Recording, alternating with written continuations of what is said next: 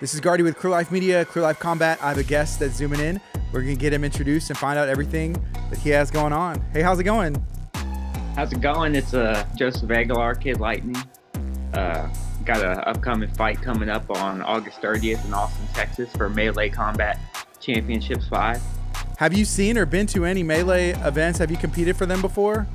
No, sir. I'm going to be the first Monsters Den fighter fighting for them. Me and the matchmaker, RJ, we grew up, fighting on the amateur scene together and a couple pro cards. And, I needed a spot to fight, and so I hit him up, and he came through with a good matchup, so.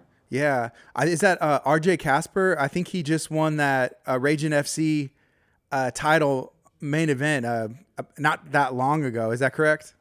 Yes, sir. It was a couple months ago. Yeah, he fought a UFC vet, and RJ, his record isn't the best, but the kid's got talent. And I always looked up to him because he's recovering his career as I want to mine. He took hard fights, and he's out here knocking out UFC vets now. No one wants to fight that guy right now, I guarantee you. Yeah. So let's learn a little bit about you. I've seen you fight for Fury before. How long have you been training, and why even start fighting? I've been training since I was 7, to be honest, and it's been a long, long time. I started my amateur career when I was 17. Just like I was one of the first people to actually do that. Do the parents waiver and went through all that mess. And I was fighting for a smaller promotion called Icon. Just back in the day, Rod Green used to throw shows in Victoria, Austin, kind of like the smaller cities where there wasn't the legacy amateur events.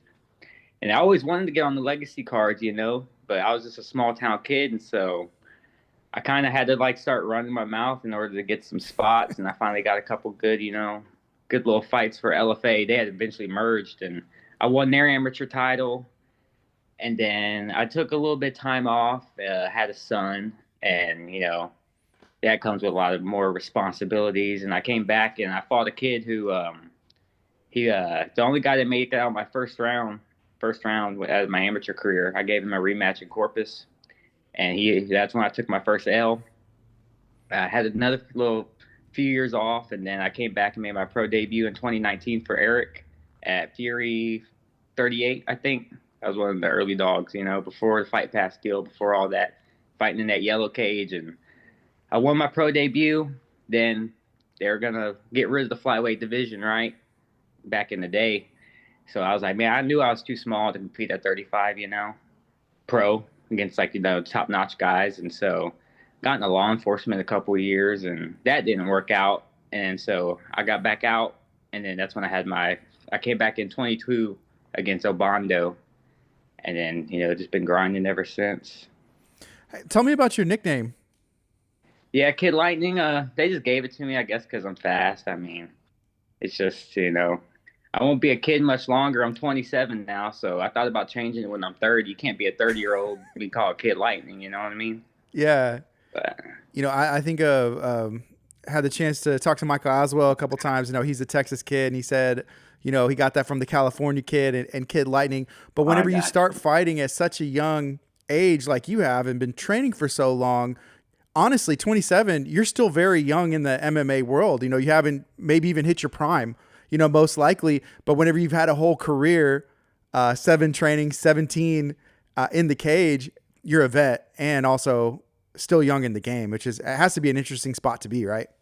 yeah, I paced my fights out. I didn't want to be too brain dead by the time I'm 27, so I didn't fight like Rosas where you're fighting every single month and going against these hard fights. So I took care of my body, and so now is the time to really push it. And at this point in my career, I'm trying to recover. I'm looking for a little bit easier matchups. I fought some dogs, you know what I mean, and it hasn't worked out. I tried to take that fast route, like a van route, and they threw me, good fighters, and it didn't work out. But I'm still here grinding. It didn't. I don't shy away from some adversity. It just made me hungrier. Like if I fought the Kid Lightning in 2022, I would smoke him first round. And a lot of people were scared to fight that old Kid Lightning when I had an untouched record. But Ian thinks it's going to be an easy fight. I heard from a couple folks, so I hope it's going to be easy. Yeah, what do you know about him, your opponent? He trained under Ray Borg. He's from New Mexico, more of a wrestler guy. A lot of the guys I fight are wrestler cats, so it's kind of been preparing for, stopping takedowns and, putting the fight where he don't want it. He's a strong cat, he wanted to fight at 130. I think he's just gonna try to lay on me or try to use some size, but he's really not that big of a guy. And I know he starts breaking as the fight goes on. I see his cardio, he starts breaking a little bit. So I'm excited for it. He has a good look to him. He's a controversial character, if you would say, around the scene. Uh, he's made a little name for him with his little post-fight interview and stuff. And in my mind right now, I'm trying to fight the easiest, most famous guy, get my stuff back up, and then I'll take them hard fights again. You know what I mean? Yeah.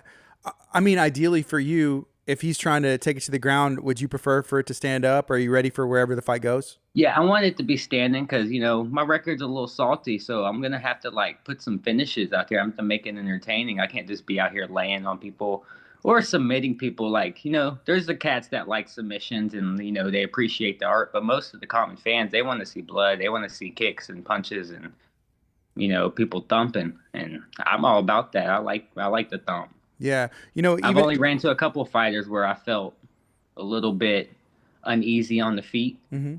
but most of the guys I feel very comfortable on the feet. So one thing about Melee is they stream this on Twitch and it's for free. There's a lot of people who aren't necessarily, UFC Fight Pass subscribers or even paying attention to what's going on at the highest level, but they get a lot of eyes on their content. And I've talked to fighters who have fought for them before, and it's like, man, I went out there, left it in the cage, and my followers went up. You could actually see the difference. And so I think you and Melee are having the opportunity to make fight fans out of people that may not have any interest in it right now. So it's a really interesting spot to be in. But I think putting out a great performance can make a difference in your career and just going forward. Would you agree with any of that? Yes, I would agree. Like Austin has grown. Last time I fought there was I was 17, and it's been like 10 years now. So it's grown a lot, and the fight scene could be a lot bigger than what it is. Like Fury has grown the fight scene in Houston and Dallas and San Antonio, but they don't go much to Austin. And I think there's a lot of untapped potential. There's a lot of people that moved there. There's a lot of people who are in the, you know, sports, and I think they could do a really good job in growing the fight scene in Austin. I think Fury, we used to go to Round Rock, but other than that, it's pretty dry, just Melee. Yeah, there's a lot of jiu-jitsu. Like some of the top level gyms are all located there. So it's a big combat sports community. So I think it's just finding that right relationship with the venues and making it make sense financially is my guess. But Melee, they're putting a lot behind this, and it looks like they've invested a lot, and it's paying off. I think with the eyes and getting these fights and fighters in. What's it been like working with the communication? I know you talked about RJ. Even the Yeah, RJ, organization.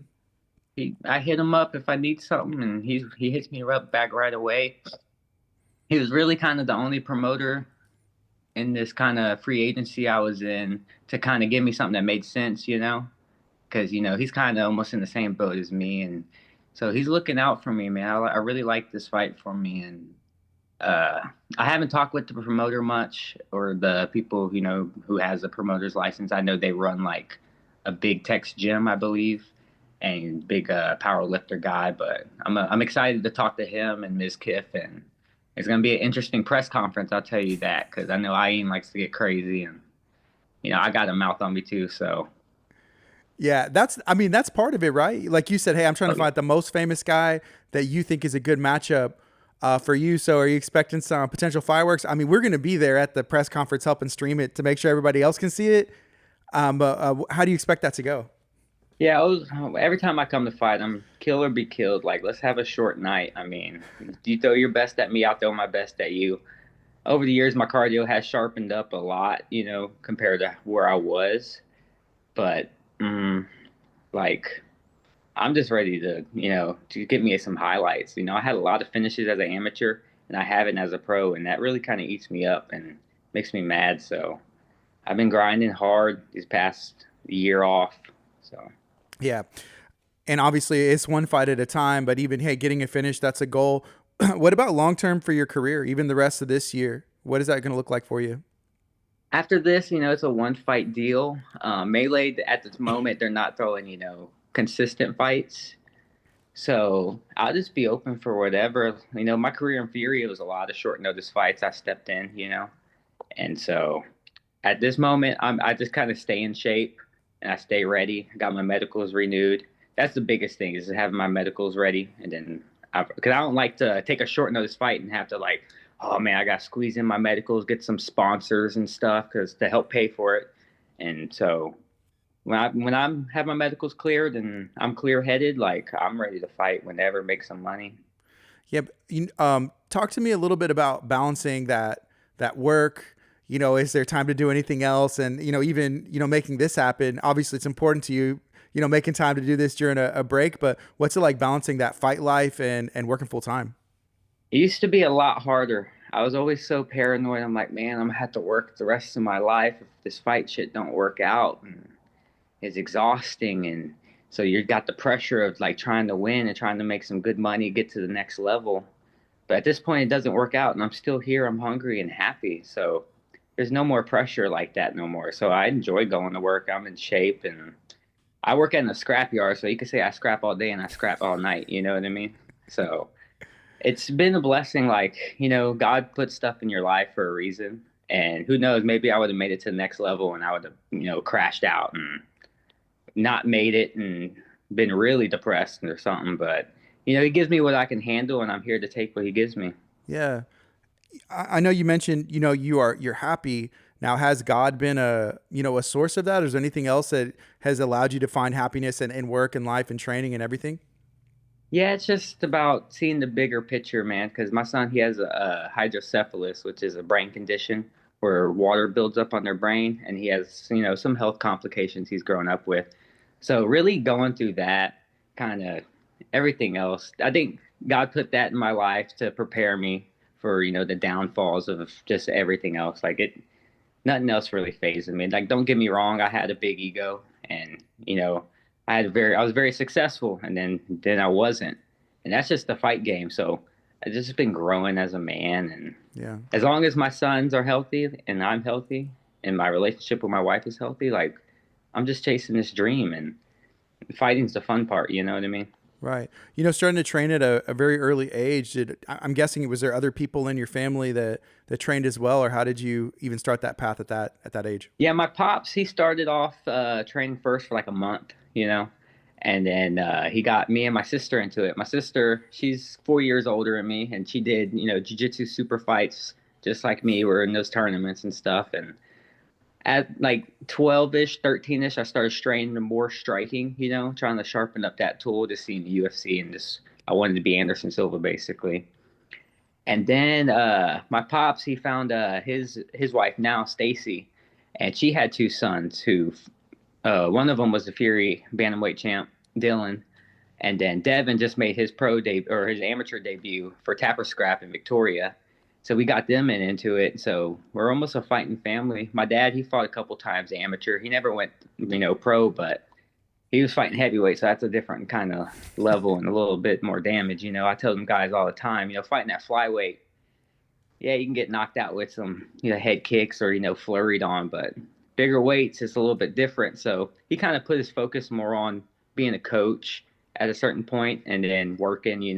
Some people can't do this work stuff and fight at the same time. And, he built up a good team, Monsters Den, and, we've had a lot of success and we fought a lot of hard people. Yeah. Especially, at the time that your father would have been fighting when MMA was still trying to figure out what it was and people, were specialists and all that stuff. But these heavyweights, like I'll go back and watch some of these fights, even at the highest level. I'm like, these dudes are brawling. They are Yeah. brawling. Yeah. Someone's going to sleep, right? It's a matter of time.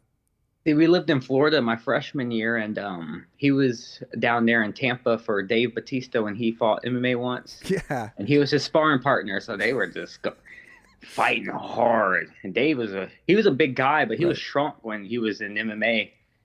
And I'd seen him go to war, and I was like, God, Yeah. And he was, at least whenever he was, in wrestling, looked like he was juiced to the gills. A lot of those dudes oh are yeah, a ton of muscle. But yeah, MMA is it's a different animal oh for yeah, sure. Yeah. yeah. He used to get tired, man. I'd see Dave just dying in the ring. I looked up to him as like this, this hero, and I still do. He's a beast, and I was like, man, this sport can break everybody. Yeah.